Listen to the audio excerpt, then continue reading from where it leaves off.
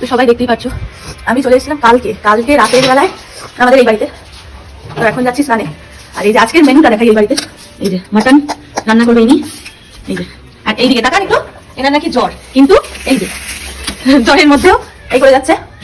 আমি এখন যাই, স্নানে যাবো, অনেকটা লেট হয়ে গেছে। আর আজকেই চলে যাবো, দিতে এসেছিলাম গুড় আমাদের ওইদিককার, তো দেওয়া হয়ে গেছে, ওই বাড়িতে যেতেই হবে। তো দেখা যাক কখন যাই, সব কিছু শেয়ার করবো আস্তে আস্তে। আজকের মেনুতে স্পেশাল কিছু আছে, একটা তো দেখিয়ে দিলাম যে মাটন আছে, আরেকটা যেটা মাটনের সাথে আছে সেটা একটা স্পেশাল আইটেম আছে, সেটা খাওয়ার সময় দেখাবো। টাটা। যে মেইন ইনগ্রিডিয়েন্টের কথা বলছিলাম সেটা হচ্ছে কি পোলাও, বাসন্তী পোলাও। আমার মা বানিয়েছে। এই যে এটা আমাদের খাবারের মেনুটা। এখন আরেকজন বসেনি, ফোন দিতে যাচ্ছে। আর এই যে মা দাঁড়িয়ে রয়েছে। তো খাওয়া দাওয়া করে নিয়ে জানাচ্ছি কেমন হয়েছে কিনা। সাথে পদ্ম ফুলের গাছ নিয়ে নিচ্ছি এদের বাড়ি থেকে। চলো, এই যে টাটা টাটা টাটা জানিয়ে বেরিয়ে পড়লাম আবারও। তো এটাই তো আমার জীবনে চলছে, যে ওই বাড়ি যাওয়া আর কিছুদিনের অতিথি হয়ে থেকে আবার চলে আসা।